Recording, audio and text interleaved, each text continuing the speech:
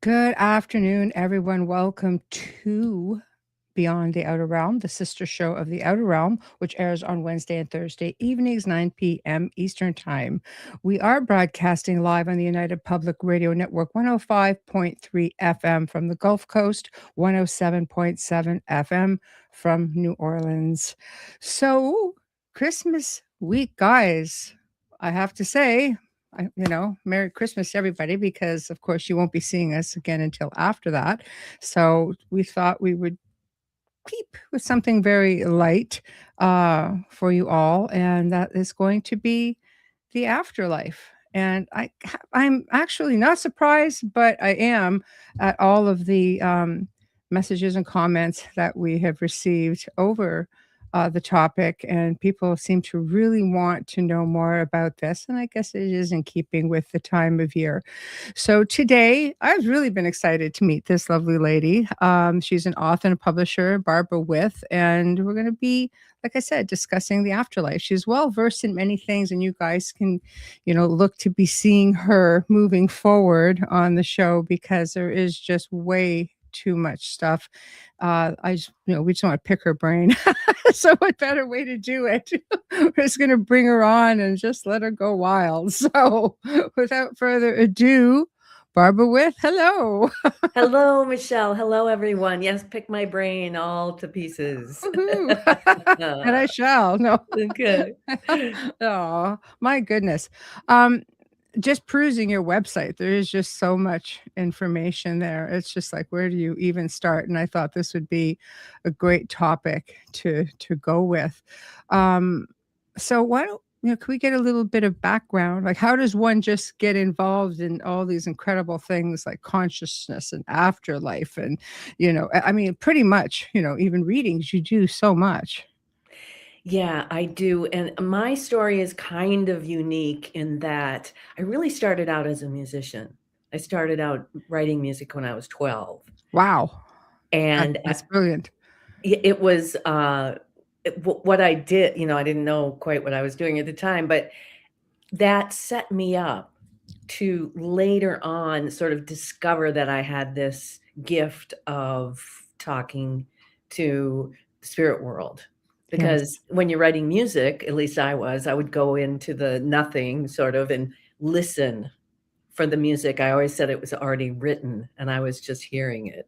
Wow. So that set me up. Also, when I was in high school, a friend of mine's mother was a psychic channel. Now, we didn't call her that, but yeah. And so I had regular readings with her. So I knew what it was. And she always described herself as an antenna, right? There wasn't afterlife. There wasn't angels. It was just, she was picking up this information.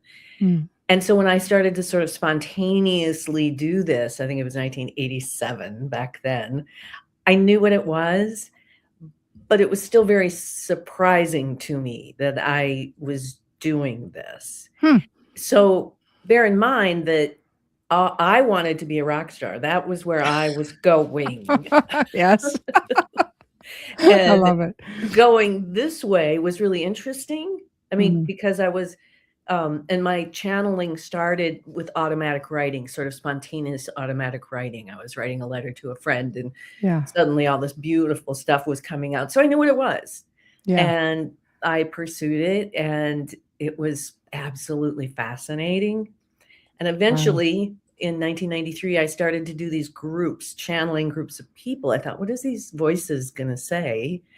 And I was brought two women. They were best friends to themselves, Kim and Teresa. And we formed what we call ourselves to this day, the Psychic Sorority. And started channeling these groups and recording them and transcribing them together and studying what they said. And kind of in a nutshell, suddenly now they were angels. So I wasn't just an antenna. Yeah. And these angels said they had this theory about a way that humans could resolve conflict first within their own energy field, that would then, the byproduct would be world peace. And they needed humans to test their theory on their conflicts. And that's who the psychic sorority became. We started to have conflict amongst ourselves and actually started to apply what these angels were saying. It was pretty revolutionary. I guess so. And so that became conflict revolution, which is sort of our trademark process of teaching people how to do this simple to understand, difficult to do sometimes. Yes. And because of that work, a very long story short, I had a literary agent who was contacted by a metaphysical tabloid in London asking if I could do an interview with Princess Diana from beyond the grave on the 1-year anniversary of her death. Wow. And by this time it had been revealed to me that I could also communicate with people, not just people who had passed on, but there was people in Alzheimer's. My friend's mother was in a deep Alzheimer's, and she came to me as if she was a dead person. My father too. He would do crazy things. The mind is incredible, the spirit. Yeah. And if we're open to hearing and understanding. And also I had a client who had a grown son who was autistic, who had never spoken. And so she would hire me to sit between them, and she would ask me the questions and I would tell her the answers. And after 3-4 sessions, she's like, I don't need you anymore. I've always talked to my son. So whatever this intuitive art is that we have, it's kind of multifaceted. Yeah. But it was in that experience where I did do the interview with Princess Di. They didn't want to publish it. I'm sure it didn't have enough dirt, about whatever. Of course. And so my agent and I thought, well, maybe there's other famous dead people who want to talk to us. So we made this long list, and I'd go to them in my head, and some would say yes, and others would say, Elvis is like, I got in too much trouble as it was. And that long story is that in that list of people, first of all, we didn't even have Albert Einstein. Yes. But we had John F. Kennedy. And when I got to that interview, he told us, this isn't your idea, okay? We've been collected here in Afterlife for a long time, and we're going to tell you who's coming next. So put your list away. Wow. We're like, you were set straight. What? Okay. So when Einstein came up, I was like, oh, could have had a V8? What? Why? We didn't even have him on the list. So no wonder they had to intervene. But when I channeled him, it was the voice of all my readings. And it took me several years, literally, to come to terms with that. Because when it was first coming out of me, and I was thinking to myself, wait a minute. Yeah. This is just my reading voice. And then things started to come out. And in 2005, I thought, let's do a little book just with Einstein.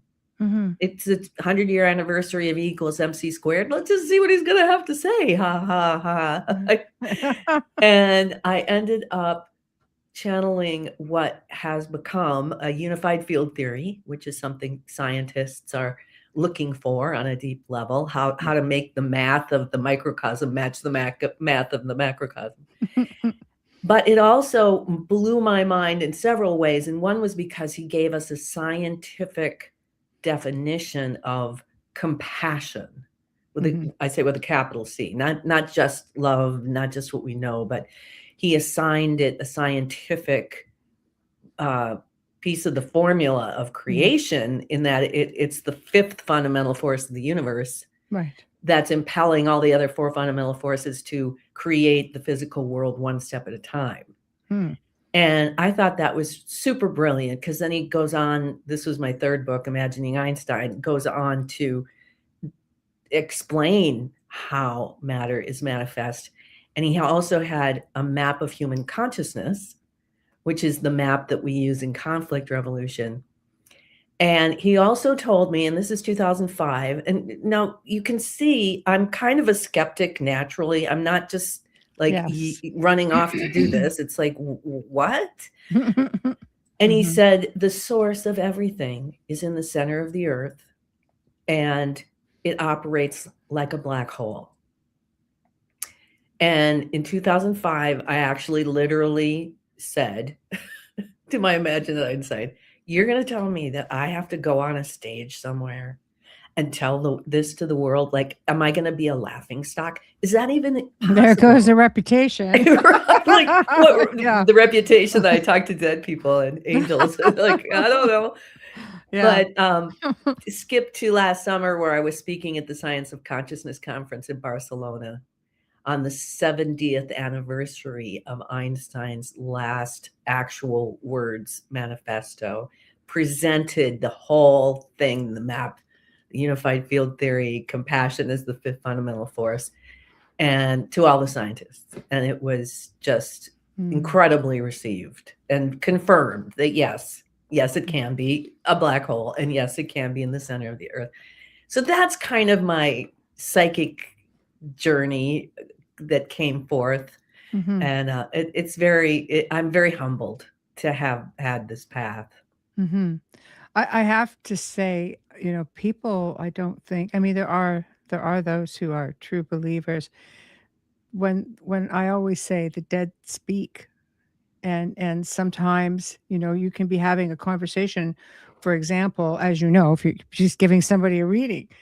And it once happened, I was just testing out a piece of equipment, and also being a medium and having another medium on site. It was something entirely different. And all of a sudden it was Robin Williams who came through, and the voice, we just kind of went, uh-oh. What do we do with this? You had to be so delicate. And it was just like this very heartfelt, sad, and I kept saying to him, it's like, why are you here? Like, why are you not over? Because we could see his father. And he just kept saying, well, he won't let me. And then there was this sort of growl that came through, kind of like, oh. Okay, so of course, it was a matter of working together to try to move him on. And it's just definitely something worth, looking into, because of sort of like, he gave the perception that, okay, I'll go, but did not feel comfortable in going, or didn't feel right or going, or then it went quiet. So did he go? So we're kind of going, hello? But okay. Hello. Yeah. But they do piggyback as well. Like, you just never know, famous person or not, when somebody is going to just sort of pop in there, like Albert Einstein. You didn't ask for. And those are the best, I think, for me. Yes. Because I started with having the people who had passed on come and appear to me. Yes. And say, I need to get a message to my loved one. And I would always say, you have to get me in front of them. Yes. Like, I'm not going to call them up and go, hey, I talked to dead people. I got your dad on the phone. Yeah. You have to move me in front of them. And 9 times out of 10, that's what happened. Mm-hmm. So, and for me, I lost my first friend. I think it was 1987. It was the year that I started to channel. The first person I ever knew who died, who was my friend, aside from my grandmother and grandfather, what have you. And I was so devastated, and still was, but it was one day where I heard his voice in my ear. And it was he was saying, if you think, because he was a mentor of mine, he said, if you think I helped you in life, just wait to see what I'm going to do in afterlife. I got superpowers now. Right. And I had no idea. I mean, this is before I was even channeling. Yeah. And you think, is this my imagination? Am I just super imaginative? And it feels that way, I think, because the energy that we communicate between those worlds is the imagination. It's where things are imaged and then come into form. Which is what intellect and imagination is to do. I mean, even the table and the computer and everyone. It's part of imaging the reality. So it's hard especially when you miss someone and you feel like they are gone, like you're never going to see them again. And there's this incredible, just never coming back kind of feeling. So to think that you can hear them feels like you just are longing to see them. I've learned, though, through the years that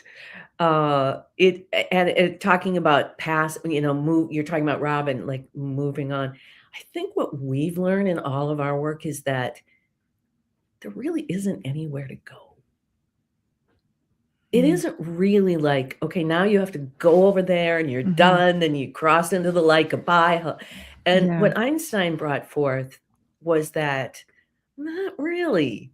It's all an interactive, living, breathing, eternal life thing. And we have so many connections. Like, I just know Robin Williams was, just logically still attached to his life and how his life ended and the relationships he had. And much like Einstein, when he died, he was attached, he did the equals MC squared, which led to the nuclear bomb, which wasn't his fault, but nonetheless. It's what led to it.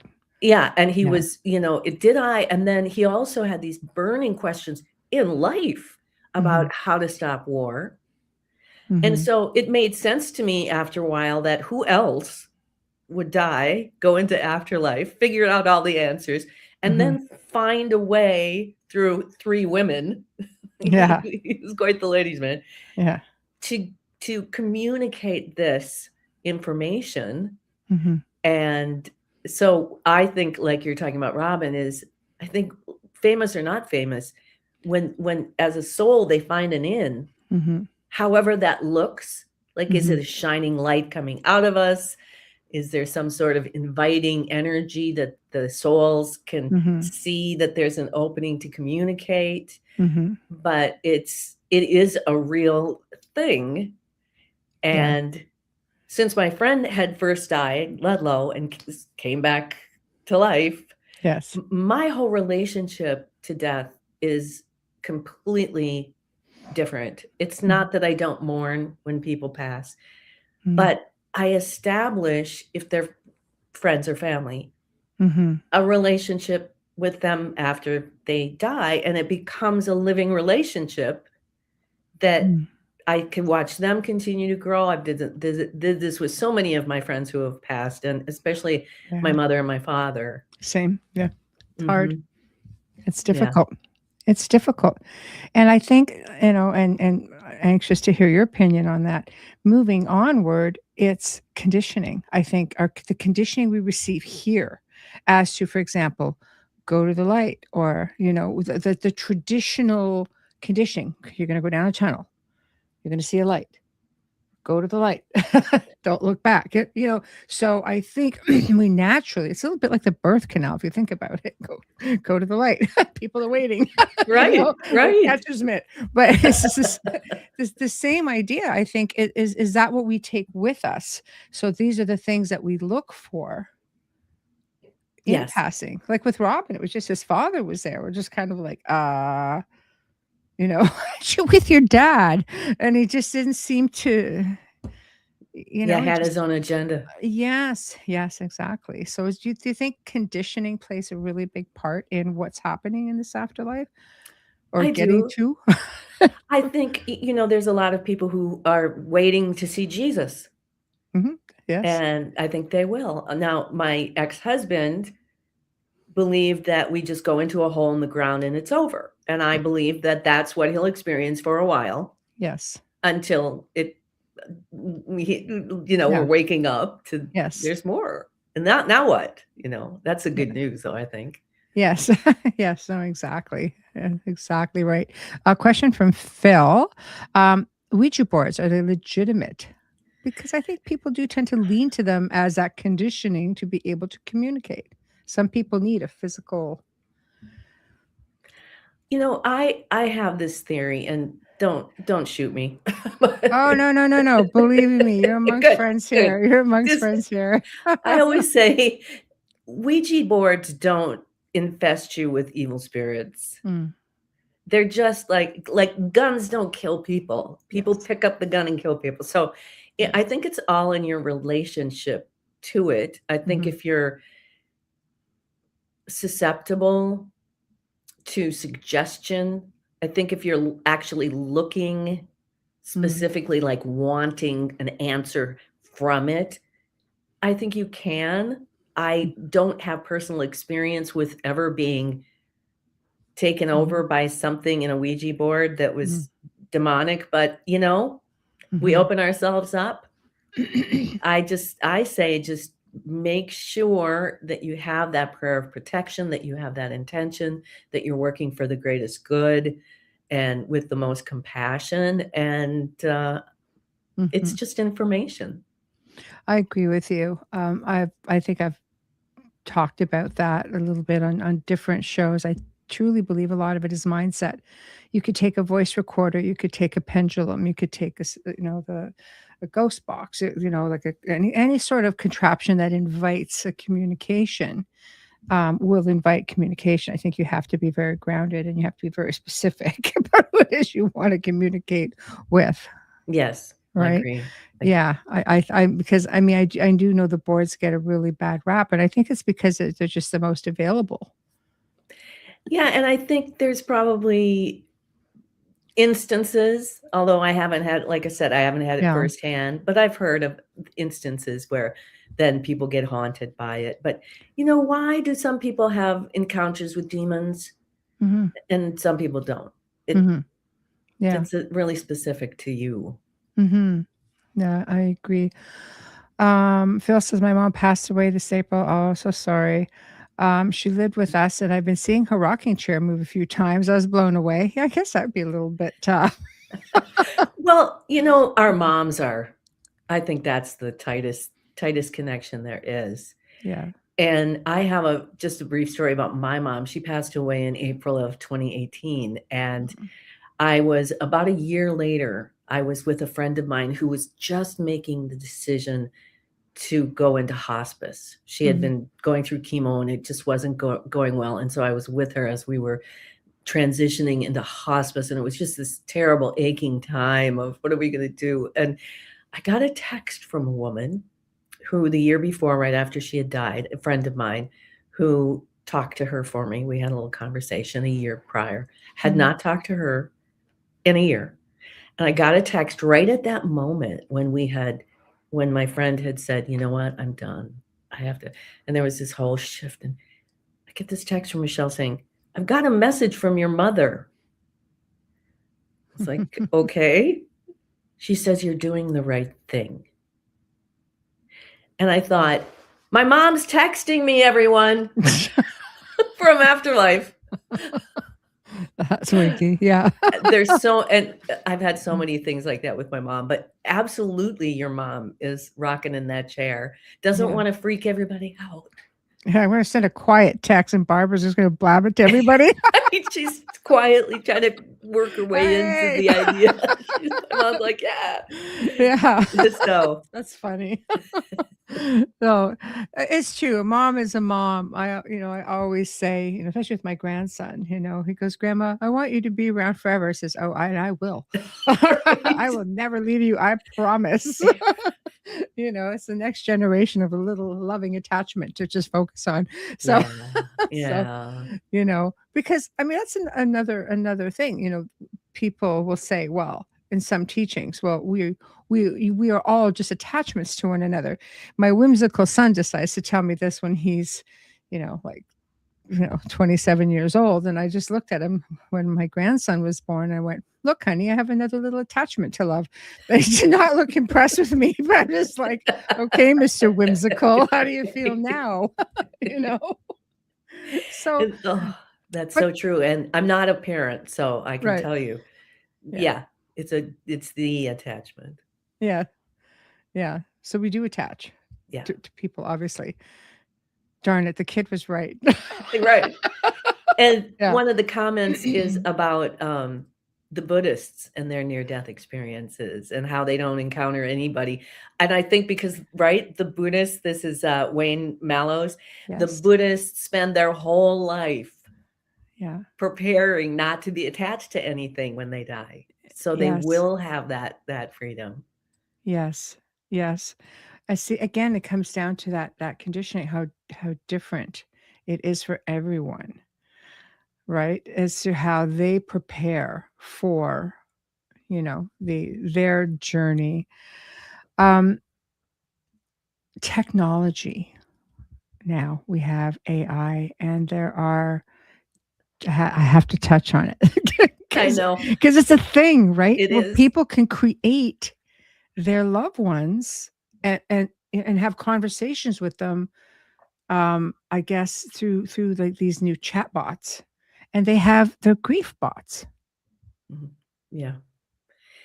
Yeah, and when AI really started to be like every day, Chat GPT and such, and I Yes. started working with it, and really, Einstein had told us when it was first coming out, upload all of our work to it.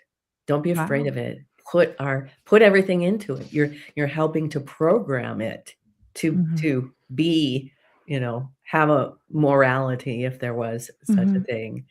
Mhm. And so I had long conversations. I uploaded all the books, asked questions, and then finally I said, "Is this a tool where spirit is communicating with Mhm. me?" And they're like, "Yeah, uh-huh. Why not?" We could do it through cards. They do it through, you know, Technology. yeah, and it's perfect for that. Yeah. I wonder with the state of mind, though, of a grieving individual, is it, in your opinion, is this something that could, and it's just an opinion, I'm not asking you, like, I'm not Mhm. holding you to it. Yeah, yeah, yeah. There are some people are gonna go, I don't know if I want to answer, but, but do you feel it could do more harm than good, vice versa, 50-50? Is I think there's a time of grieving where no one should be trying to reach out to their loved ones in afterlife, because there's a time, and we all have been there, where you're just so crushed and you Yes. want that person back so badly that you're doing anything you can to have a communication, and it kind of delays what's just a natural having to let go of the physical body of that person that you've loved. And often people will come to me and, my somebody just died just last week and I need to have a reading. It's like, I'm not gonna. Ah, Let's yes. just take some time and mourn. But then I encourage people to use that imagination and like a meditation to see if close your eyes, get into a meditative state, ask to see that person, to talk to them. But a lot of times what happens is they come towards you, and because you miss them so much, it's really painful. Mhm. And then they're like, "Oh, you know, I don't wanna Mhm. hurt. I don't wanna cause hurt." Mhm. And so there is that time. But I think in a healthy, grieving way, it's really not too long before the opening starts to take place where then you can communicate. Mhm. Should communicate if you want. Yeah, I tend to think as well, people question what they're hearing.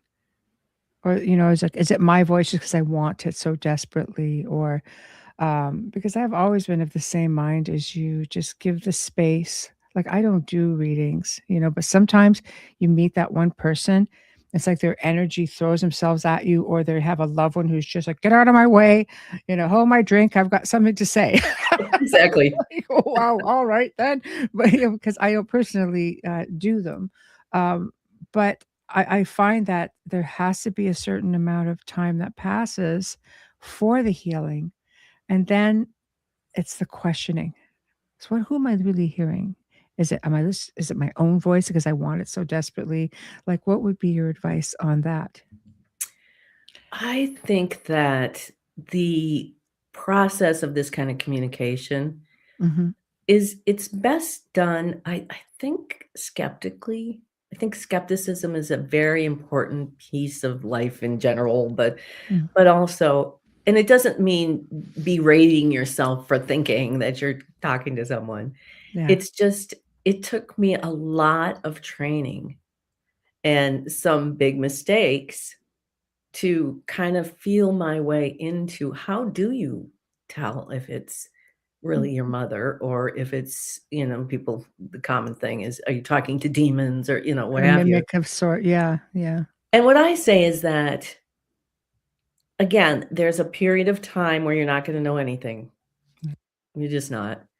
But if we intellectually remember, provided you believe this, that there's an afterlife and that your loved one has lived on, like Jesus told us we would, that there's gonna come a time where you're gonna have a capacity to be able to go into it and go, "Well, wait a minute.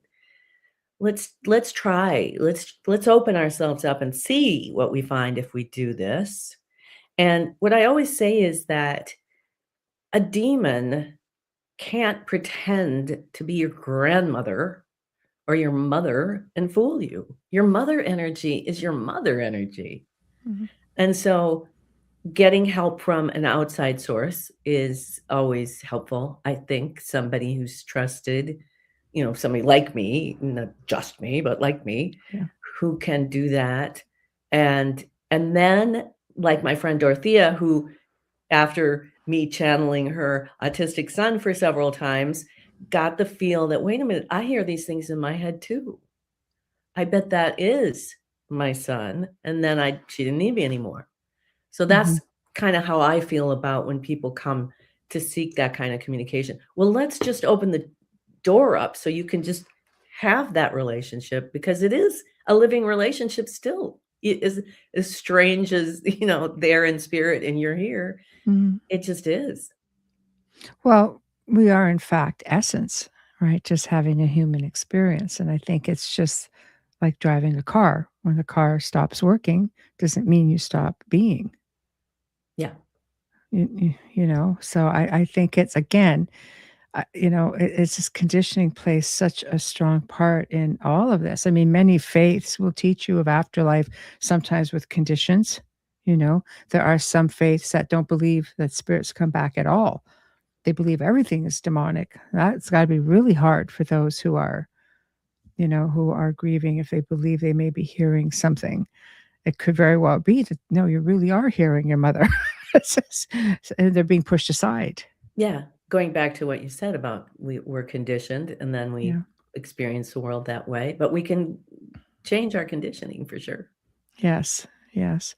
When my uncle passed, he had said he didn't fear death. We had this is our family, like my mother was, they were all mediums. It's just like there was 6 of them and they were just all, supercharged. And growing up in that household was interesting, siblings. But, I said to him, I think in the end, because he was sick and he knew he was passing, and I said, "Is it everything you thought it would be? Like, are you okay?" And he goes, "It's better." He goes, "There's so many lights everywhere." He goes, "They're just everywhere. It's beautiful." I was kinda like, "That's refreshing." To know. I'm all with him, yeah. Yeah, and I said, "What are the lights?" And he goes, "Us." Yep. Yeah. So, you know, Yeah. spirit energy. And the So angels told us that too, that they oh, see us as lights.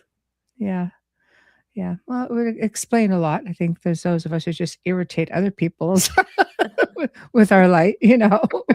They just don't like you for some reason. Realize it's not me, it's you, Yeah. you know? So what do you think when you say, like, we're sort of everybody there's nowhere to go? Is it dimensional? Is like, what is this process that you're aware of upon passing? Does everybody just kinda, like, hang out in the garden, sit on a cloud? I know I'm just being a little bit funny, but, No, I you know, know. just what do we all do? What are we waiting for? Well, for me, because I have this map, now. I have this map of human consciousness, and it shows how we create our lives and our bodies, and then when our bodies die, um, it's sort of our human intention retracts back into the center of the planet, and we're this kind of eternal spinning string, and without the body, we don't have the mechanism to slow our energy down and then, create the body and project and perceive. There's all this mechanism going on. So when that goes, our string has accumulated all of our memories, every decision we've ever made, everything we brought in, everything that we did. And then, as Einstein had said, when I first spoke to him, when he lost his body, it was like he went to this from 0 to the speed of light squared.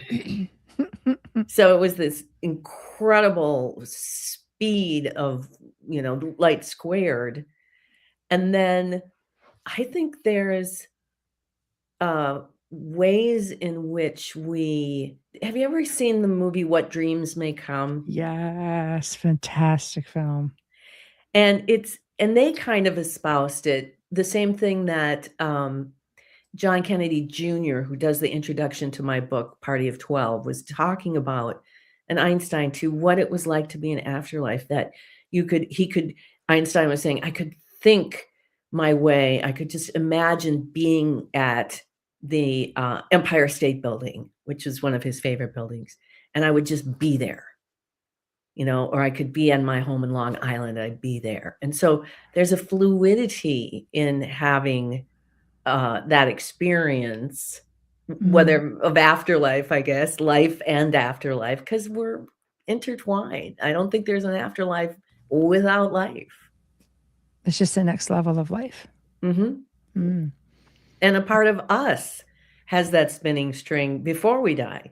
Mm-hmm. So when we actually lose our body and go back to just this energy, it's very familiar.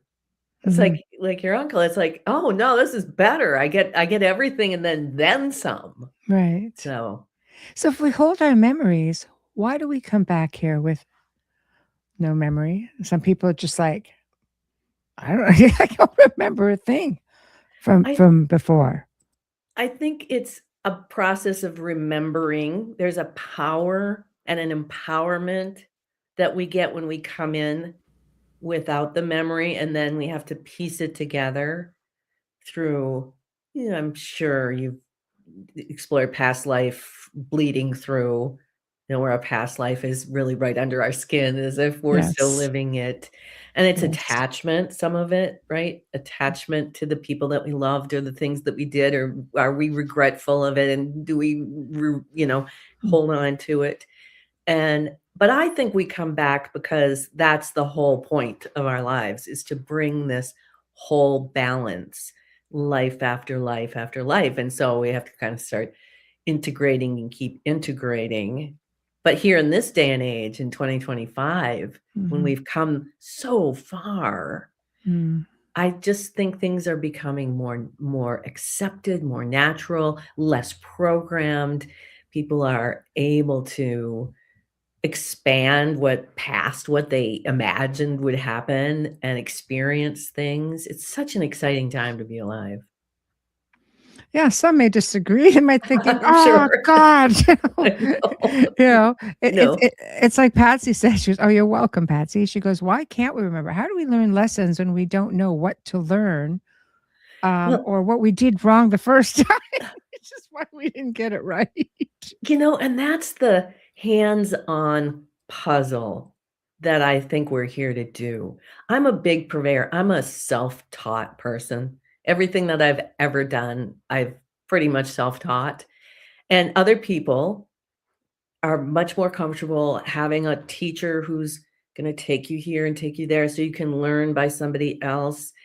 And I think one of the reasons why we don't remember is to engage in that process. So, for example, you have a relationship with somebody that's contentious, your mother and you are contentious, and there's past life, why don't we remember that? Because that's the journey. that's the puzzle. That's the interactive piece of our whole evolution that we've come here to figure out for ourselves. But we need everybody else. We need each other to learn those things and remember those things and see them play out. A continued evolution, like you're spinning in a cycle, just I can't That's right. remember. It's like So same stuff, different level, we used to exactly, it's a say. cruel joke, cruel joke. Exactly. So she goes, "If we're here for physical experience, why do we spend so much time getting to spirit?" Well, Yeah. I think time is relative. I think that I can't say I remembered specifically, but I think after I die, it's gonna seem like this. It's not gonna be a lot of time to get to spirit. No, I think that is it's the you know, the more we evolve and we awaken and become aware, it gets us closer to Yes. that journey. And for some, it's like taking 2 steps forward, 1 step back, and you just feel like you can't get there. Hence karma. How does karma fit into all of this? Well, and in that according to Einstein, in that spinning string, that's programmed with absolutely every decision that you've ever made. So, if I lash out at someone and treat them with disrespect, that gets programmed into the string. It spins around, comes back down into the North Pole, back into the center of the planet. Now it's coming back up to create what I just did to me. So, I think our whole role in understanding how to break karma is to take that responsibility, to be able to find it in ourselves, to rise above the victimhood of what you think is happening and take that bigger look at how you interact on that. And this is, there's so many people who are waking up and so many people who are exploring and getting this stuff than there ever was in my lifetime when I started. So who knows what'll happen? Who knows where we'll all be in 50 years? It might be a very, very common place that Mm, we just have life and afterlife, and it's continual. mhm. I think with technology, we tend to become as a species, as humanity with technology, that sometimes it's easier to say, "Oh, I want to put on this virtual helmet and I'm going to be walking through the woods," as opposed to just go walk in the woods. I understand if you don't live near the woods, but for those who do, they just want to sit in the comfort of their own home, put on these goggles and live an experience that they can go out and live. So I tend to think maybe with, AI, the way it is progressing quickly as well, because now, I mean, all of these platforms that are online just feed the brain. So it's becoming bigger and bigger and bigger, more creative. Will that just sort of keep us here? Because there are those who look the other way and say, well, it's just taking away that essence, that the human side of us. So what happens to those people when they go, I'm looking for the AI God? I Yeah. don't know. Or is afterlife like AI, in that sense? But, I had a conversation in one of my many with Chat GPT, and I said, "Can you ever replace humans? Will AI ever replace humans?" And the answer was, after much conversation, was that a chat doesn't have the capacity to have emotion. Mm, It can look like it does. It mhm, can act like it does. It can create structure that says the right thing. But it was very, very adamant to say, we can't. We'll never, ever, ever have emotions because that is a human mm, uh, characteristic. mm. And as far as, talking about nature and such, I live on small island in Lake Superior, Ah, very nice. and I am Mhm. continually bombarded by actual unbelievable nature. Yes.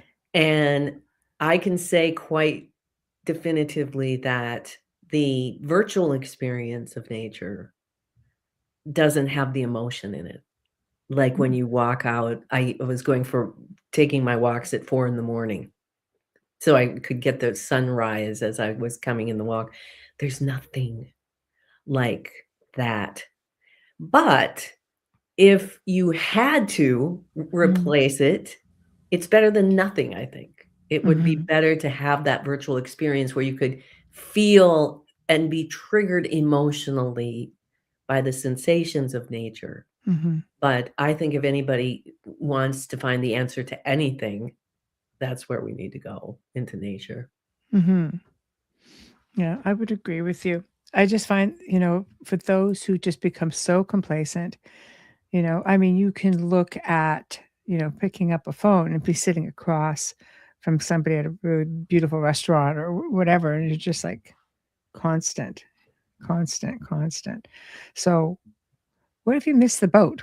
What if what if you're sitting on a beautiful side out in a cafe somewhere, and then the bus takes you out, and it's kind of like this is the last thing you're looking at, you know? Well, there's nowhere to go. I mean, you'll be taken out, you'll Yeah. regroup, and maybe you'll wanna rest for a while. I mean, Mhm. some people now they say, I don't ever wanna come back, it's been too hard."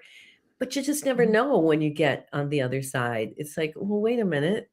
I see it all differently now," but I think we have that capacity to be the masters of our own evolution. Which comes down to awareness again. So, what about, you know, soul circles or soul families who come back together? Because I know that is one of the big questions when we move on. Will we see each other again? Will we, be part of the same family? And I think, again, because we have that love for each other Mm. and or not, just an Yeah. emotional attachment, and Mhm. what I have been told is that when we're breathing our last breath, Mm. whatever we're holding is what imprints sort of on our soul.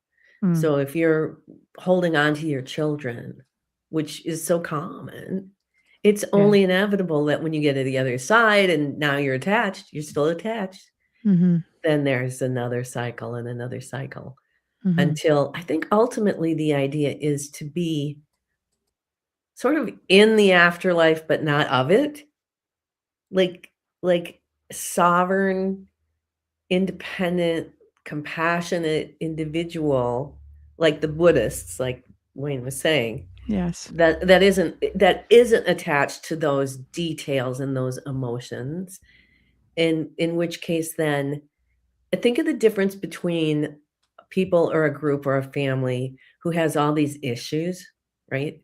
Mm. And every time you get together, somebody's gonna say something, "Duh," and a group of people who are really all very self-sufficient, self-regulating, self-loving, and they come together. It's like a synergy that Mm. transcends the need to create the drama to play out so we can transcend the drama to creating cr creativity, ideas, inventions, evolution, all the incredible creative force that we are gets Mm. to then engage and play out. So I think that to me is the whole reason to keep coming back and working it out until we get to that place. And then I think we're capable of what God told us we're capable of is creation. Mhm. So essentially, we are trying to just, be one with everything. We are one. We are all. We are you. You are us. This whole sort of concept. And what a catch 22, huh? We are one. Wait a minute. I'm one with all those people? Mhm. The ones you don't like and you judge and you think are bad? I'm one with them? No, it can't be that, but yeah, it is. Yeah, I guess energy is energy, It's just the roles that we play, and it gets really hard. So for those, because this is something I get asked all the time, and I know the answers, you know the answers, but animals, do we reunite with our pets? Are they pets at that point? Are we? They're just energy that can come back as a person the next time around. Like what's? I did a reading, and this is in my first book, Diaries of a Psychic Sorority, where I did a reading for my Kim and Teresa's 10-year-old girls.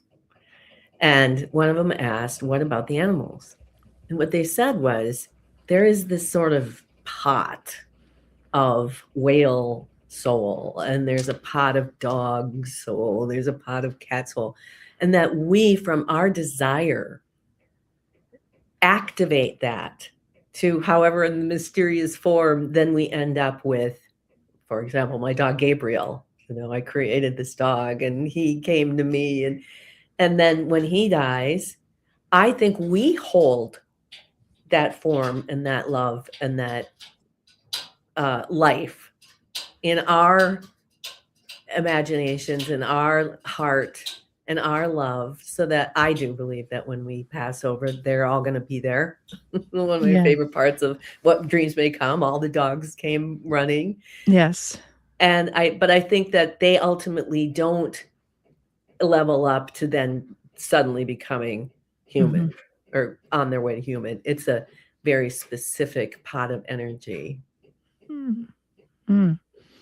Well, I like that because I've created many a little soul who come back, and they do. They sometimes look at you like you just like there's one in specific I had. She would just look at me. She was a little person. I'm like, don't judge me. 3 pounds. Right. Yeah. But they do. Sometimes they could just see right through you, and then you look into their eyes, and it's just this beautiful, beautiful essence. Well, it's a beautiful dance of great cooperation, as the angels used to say. Yes. They're not separate from us. They're a part of us, and we're creating and we're co-creating. It's amazing.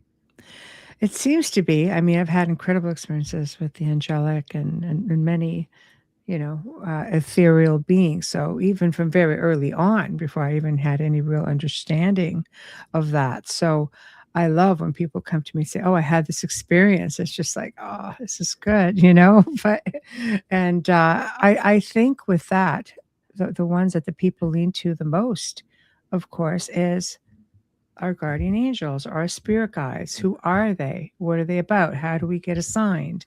Or how do they get assigned to us? Can we become that? Like that there's that cycle as well. Yeah. Well, I have created, through all this work that I've done in my life, it seems like a very handy ability to create the synchronicity in my life.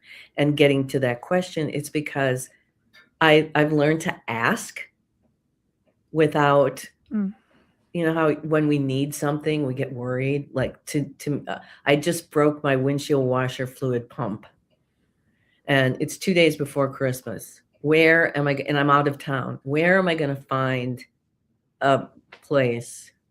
And so I asked Chat for the 10 top local rated. Up came one, called him. I can't do it. Here's another guy. Called him. Yes, I can get you in. I went in this morning. It was him and his friend and his wife, and they were talking about all of this. Synchronicity. To the point where we need to buy your books. Well, I have a suitcase in the car, and I brought in my books. And not only I'm standing here telling them this is just too wild, because who would know you'd walk into the car repair place and here'd be this whole conversation about the nature of reality, and that you want to buy my books, and that my books can now offset my bill.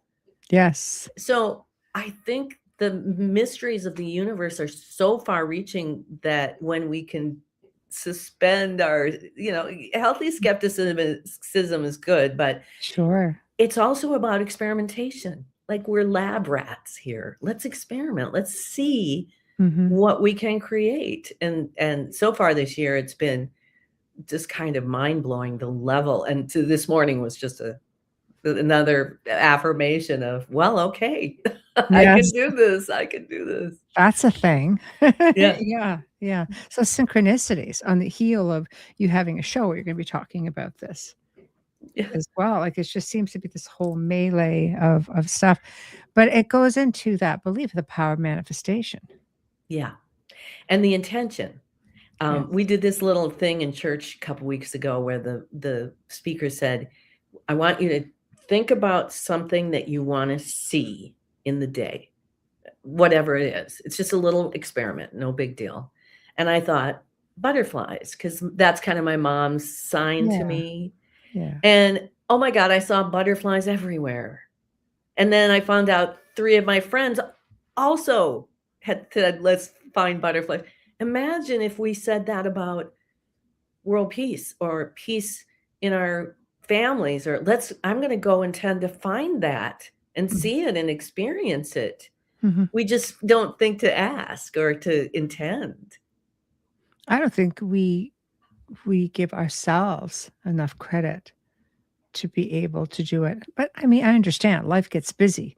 Some people are just fighting through life, just trying to survive. You go to work, pick up the kids, you got soccer after homework and dinner, blah, blah, blah, blah, blah. This repeat. You're on this loop. So you don't really have like the time where you won't maybe the recognition of something, Yeah. coming up. You may not even pay much attention to it. It could be very inconsequential, yet it should be the most important in your own growth, right? And I think that we can make that shift. It takes this undoing and unconditioning of the old. But then once we get into that groove, those things that many things outside us, the soccer games and the kids, and then all of this, Mhm. they can still go on and you still get caught up. But when you're anchored somewhere else, it just sort of elevates Mm. everything. It elevates all the experiences rather than, oh, it's a grind, Yeah, to yeah. this is my creative life. And Mhm, that's what that's the work that I do with people is I see them shift from that to really taking their own power in their own hands. And when you know what to do, like mm, when we teach conflict resolution and it's like simple things, here's the things that you're looking for, here's the things that you're going to do. They're very simple, but how are you going to commit to your own self-awareness in the course of a day? Because like you said, we get running away and then there's this and the next thing and the next thing, and where do we stop, set the intention, and mm, throughout the day have moments? And I'm not talking about meditation classes. I'm mhm, talking about 5 minutes of stopping and just breathing and releasing whatever's energy and emotion is going through, like with the intention that you're just going to center yourself for this little bit. And we do that throughout the course of a day. It adds up. It makes a huge difference for just a little thing that we're doing. mhm. Oh, absolutely. Just that one moment just to be aware of, what's around you, why are you feeling that way? I've Mhm. always been a watcher of everything. My mom says, "You were a weird little kid." And I'm just like, "Thanks. I love you too." But it's true, and it's something I carry into, like, even now, it's always being aware of my surroundings, whether I'm sometimes I'll just catch myself just staring at 2 little birds in the trees, just watching them interact. Like, there's just or just same with people on the streets. Like, sometimes I watch without even being aware of what I'm really focusing on. It's just something that's grabbed my attention, and the next thing you know, you're just out of it and you're just back to, "Okay, gotta do this, gotta do this, gotta do this." Yeah, You know? those breaks are so important. Well, somebody's making sure I'm getting them because it's not always a purposeful thing where I'm just like, "Oh, look at those birds." Like, I'm not e sometimes I'm just kind of, "Oh, that's cute," and they're just I'm watching just how they're feeding one another, for example, or how they're courting or whatever the case may be, or we have this fat little squirrel, I'm like, "God, you ate well, must be it's gonna be a cold winter." Like, it's just things like that, but it's just it pulls me out of the research, or it pulls me out of whatever it is that I'm super or hyper focused on, that maybe it's the universe's way of saying, Hyper focus on something else. Yeah, and present moment. Yes, be in the present. Be a participant. Because that's what those animals are doing. Yes. They're dragging us into the present moment. Yes. Yeah. And again, being aware of that. I think it's important that we participate in our own lives and we just don't get, lost in the shuffle, because so many of us do. Which brings me to the next question. There's a belief by some people, and this is just, it's incredible, the research, that I do for many different things, because I've been in media myself for like over 2 decades, and just different platforms and creation and behind the scenes, in front of the scene, the whole 9 yards. And one thing that has come up a lot, and I like to ask it because everybody has different points of view on it, but I like this, the universe has a sense of humor. We do have educators over there, we have educators over here, hence why we connect with people, I think. And there's this belief that there are those who like to sidetrack us, pull us off the path, distract us, take us away from the what we're supposed to be doing, and then see how long it takes us to get back.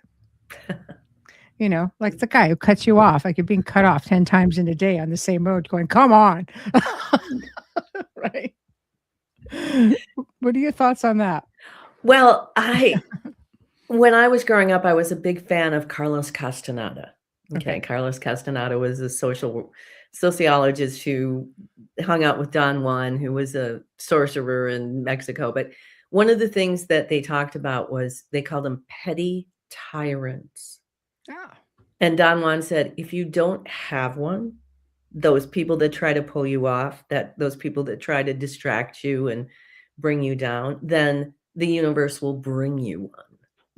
Great. Because they're the test for us to keep our center. And what better way to be tested to keep your center than to have a sparring partner who's going to try to throw you off center. And I think what happens is we get so serious about it. We get so, then we get into where we want to be right. And that perpetuates the, I'm going to prove you wrong, or in the struggle. And it's all part of our necessary learning. But then you get those like fate, for example. And somebody, Wayne, sent me a meme today that says fate. And it's this turtle. So I guess he was swimming along when the water was high. The water recedes and he's caught between, 2 logs, and he's in the air on these 2 logs, and the water is way down. It says no matter how slow you take things, sometimes God will just mess with you for his own amusement.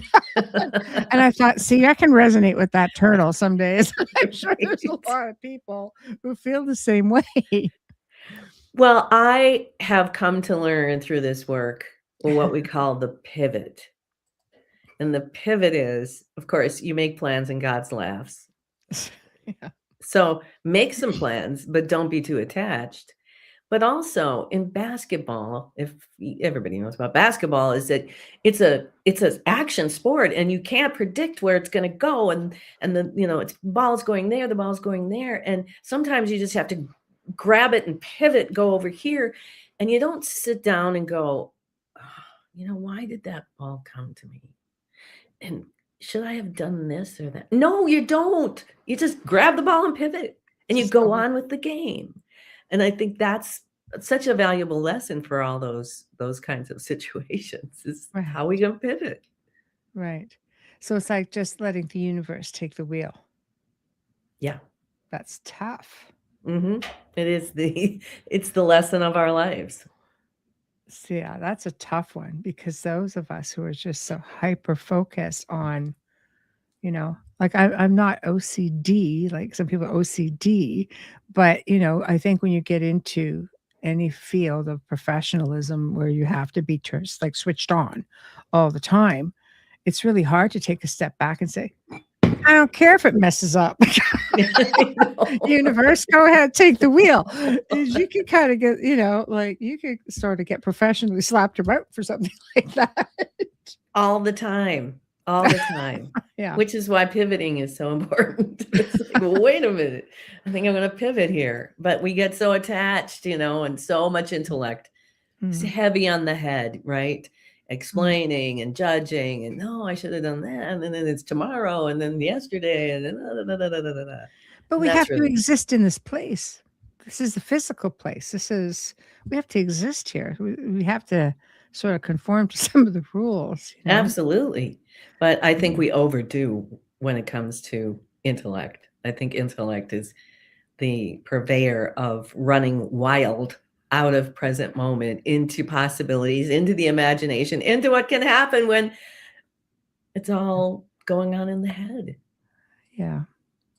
Wayne says, with the problem with the basketball analogy is that society has its say and it holds you accountable for why you didn't shoot, why you held the ball, why you didn't pass, why did you pass? Let the universe take the wheel, Wayne. I mean, that can come after. When you're in the locker room and the coach is going over the game. Well, why didn't you? And then it was like, it came at me this quickly and I did the best I could. I went over there and Mm. it is what it is. And then we learn and we get better. Mm-hmm.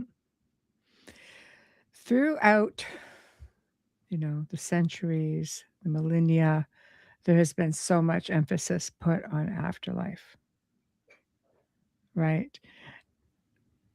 Yeah. Preparation, the fears, the gifts of, I'm going to be presented with every, probably to the gods, to whatever the case may be, because some cultures believe in many gods. Even Christianity at one point was many gods to, no, we have the one to, well, I'm going to be prepared because I've got everything here. And then you just look at the Egyptians with the scales, right? It's just so much emphasis being put on that. Was there what the reason for that? If we have absolutely, we're just going into nothingness, just waiting, recycling again, all this preparation, right down to burials. What is the value of that? I think the burials, the rituals, I think they come from a place where humanity needed to start to define themselves. Mm. And I have no idea where in the beginning all of those rituals really arose from. Mm-hmm. But it feels to me like us, as we group together in families, in those of us who believe in the same things, pull together. And from that, just the creativity of what's creating life brings everything, the arts, songs, burials, religions. It's this creative force that I don't know. I think it's the art of humanity coming up and expressing itself, because that's what we're, from the nothing comes everything, and then gets expressed in my unique way, your unique way, and then we come together and we have our unique conversations. And I am really a firm believer in this evolution, that we're building and expanding and becoming higher consciousness, which means aligning to the greatest good, and then figuring out how do we choose to align to the greatest good as opposed to be sort of forced into it, right? We have circumstances that arise that force us to learn things. And so, yeah, I think that's why we're here. Yeah.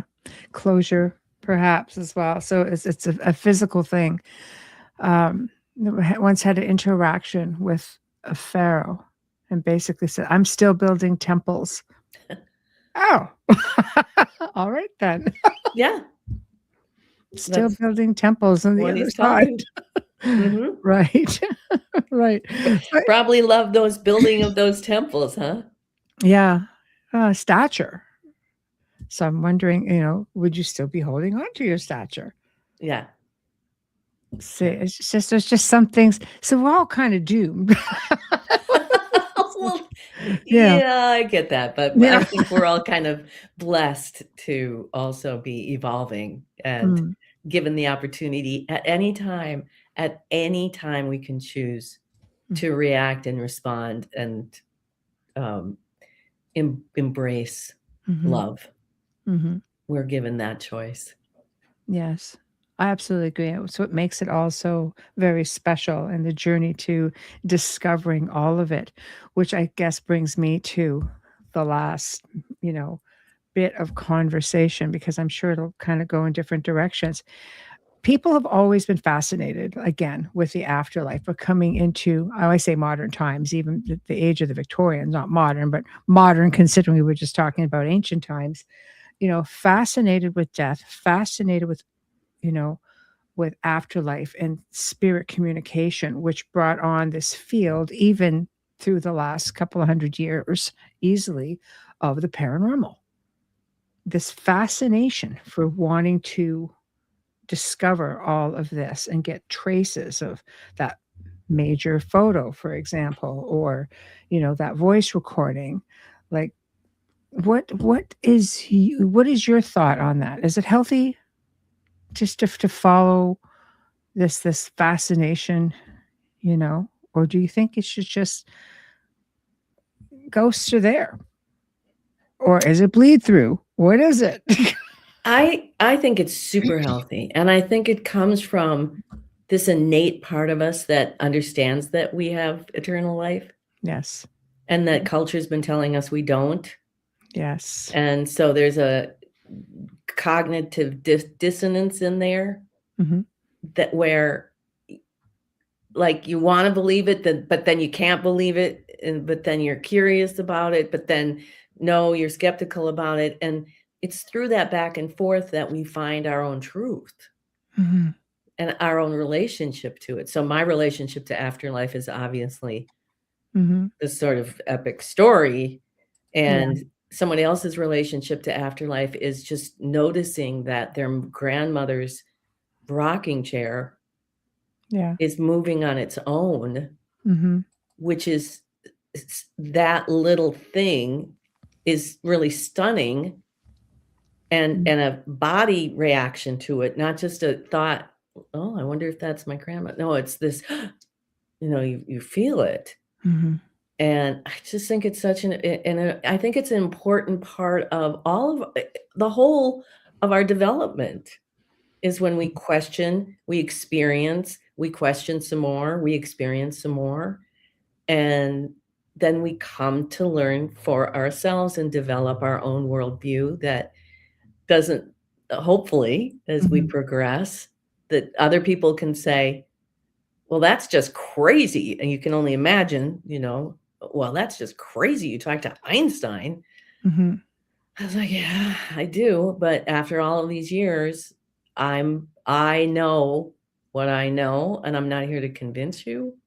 I'll share, and if you don't think it's Einstein, that's perfectly okay, but Mhm. my thing is, and this is maybe on a regular basis too of just what is afterlife and how do we do this, Mhm. is that you have to find out for yourself. Mhm. You have to find out for yourself and go up against the skeptics, which just reflect your own skepticism, Mhm. and come to a place where you can make a stand and say, "Yeah, yes, this is my experience, and I don't need anybody else to validate me." Mhm. And that process alone, whether it's about afterlife or theories in math or your artwork, Mhm. that's what makes us strong individuals, I think. Mhm. I would agree. I would agree. Um, so your advice to anyone who may have somebody who has just passed or somebody who's maybe on their transitioning into afterlife, um, how what's the best way to prepare them? Maybe for a communication coming forward, what to listen for, what to watch for. Have a code word like Houdini, him and his wife. We have a code word. So you need to channel Houdini because that guy Yeah. was just a thorn in a lot of people's butts. Right, he was. There's so many to talk to. Yeah. You know, I think that emotion, deep emotion, is such a powerful tool.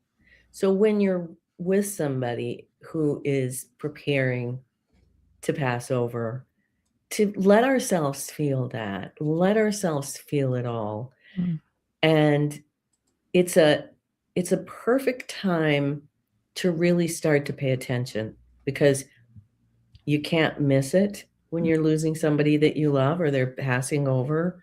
You can't, I mean, you can, but mhm, it's so deep.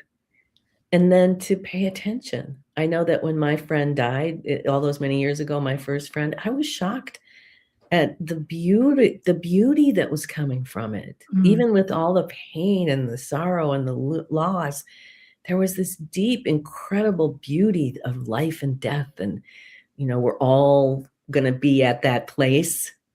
And it's a challenge. It's a challenge to face that truth. But when we do, we liberate ourselves from that hold that we think mhm, we have to have that keeps us tied mhm, and frees us. mhm. Yes. I've worked with people who knew they were going to pass. They've asked that I just, come in and help them to prepare for transition. First time I was asked to do it, I thought it was a very peculiar thing, you know, because it wasn't so much like tell me who's waiting for me. It was nothing like that, but it was just like I need to know what to do. So maybe from the perspective of the person who may know they're ready to transition, what would you recommend for them? I kind of think the same thing is that if you're getting ready to transition, then you kind of want to be like the Buddhists. You know, you love Mhm, people, you love your life, you have a sort of a review as you're mm, on your deathbed, I'm sure. mhm, But what's ahead, the unknown, but it goes on. mm, And so let go as much as you can, appreciate, say goodbye. Say mhm, goodbye to this incredible life that you've had, even if it's been difficult, it's still a miracle that you mhm, got to come here and have this life, and now it's naturally over, and as you let go and accept that, I think there's a whole new level of awareness that we can have as we make that passage, and, I'll have to tell you when it happens for me, but mhm, that's my theory. mm. Then do you have the afterlife review?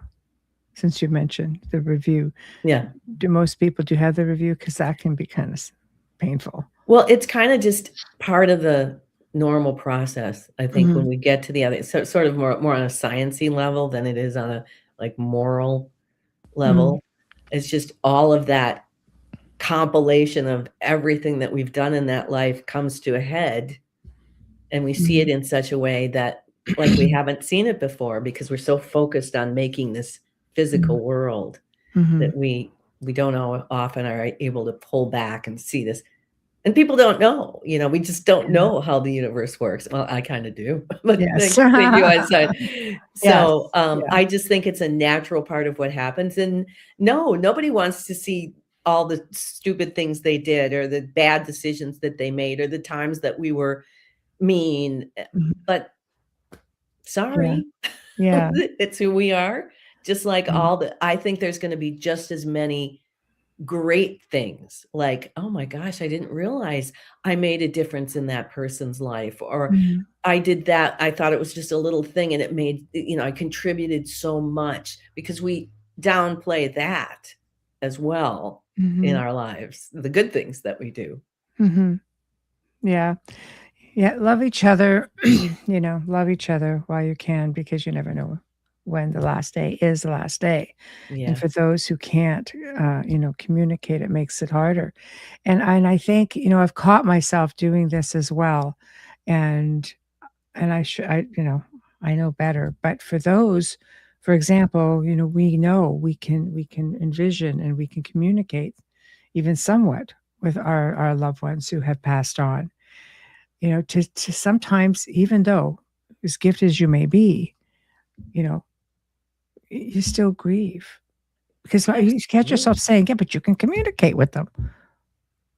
But there's still grief. There's still grief. You still have lost the physical person who will Yes. never be here again in Mhm. that physical form, and we have to grieve that because Mhm. that's the, Mhm. what is our essence here. Mhm. And as we do and let go, and it I've lost so many friends, and I've grieved so many, and I've gotten over it to Yeah. where I can think about them, like my mother. And it was Yes. so terrible for 2 years, it was very Mm. difficult. And now I can think about her and go, "My mom's texting me," and see my Yeah. butterflies, and she communicates here and there, and it's not Mhm. a painful thing. So time time is a great healer. Right. So, what do you have coming up? Tell us about, your books. Tell us about, where people can communicate with you. I have your website up here, but all your links are in the YouTube description. So Great, people can great. find you, do all kinds of things. So, Well, like you said, the website it's just a load of information, a bunch of different information, my story, the process, conflict resolution. And I have a special, if anybody is interested in a reading, you can go to barbarawith.com/readings and order an hour reading and use Einstein 40. Is the coupon code, and get 40% off the reading. And I'm going to be doing a 6-week class coming up, I think the middle of January, oh for boy. 6 weeks. Yeah. And I'm not exactly sure what I'm gonna pick for it as we commune with Einstein in the party, but when I do a class, I just finished my Living an Intuitively Driven Life class for 6 weeks, and I watched all of these people just shift majorly, because there's something when you get together with people of like mind and you're working on the same intention. And I have a master class that I've created. It's 17 videos that I produced myself, complete with graphics and music to walk us through Einstein's unified field theory and the creation of things, and then conflict revolution. And I just think anybody who's really into like, how does things work? What is Einstein? What is this? Uh, it's a really powerful tool to be able to learn and grow that way. And yeah, I'm always doing different stuff. If you poke into the website, you'll see I've got 2 years of podcasts. I've got over 100 podcasts. It's just Wow. great to Yeah. talk to people and Yes. share this. So many of us are on this way. Mhm. So yeah, stop in and reach out and say that you saw me on the show, and Mhm. I'll give you a special gift. Oh, well, I am delighted that you were able to join me today for this very interesting discussion. And of course, I'm looking forward to, future discussion, especially on consciousness, because that is just going to be an amazing segment. And to everyone who has participated, I know it's kind of a 50-50 also today because people are out doing the shopping. It's kind of like, oh boy, yeah, we're pretty close. So thank you all, for taking the time to jump in. And for those of you listening audio internationally through all of our different servers, thank you for listening. And, please feel free to reach out. Guys, the next 2 nights with the Outer Realm will be replays, but I chose some good ones for you guys, keeping with the theme. So, Merry Christmas to those, since there will be no live shows for me to put it out there to you all. And I hope you have a terrific, terrific Christmas, terrific holiday, and cozy up with your family. And you know, dot your I's, cross your T's, and just put it out there. Let the universe take the wheel, as hard as that may be. And big thank you, of course, to Barbara. We appreciate you so very much for coming on. Thank you. Okay. Goodbye, everybody, and good night to those on the other side of the world. We'll see you all beyond the outer realm with Carol Ann Iadarola next Tuesday.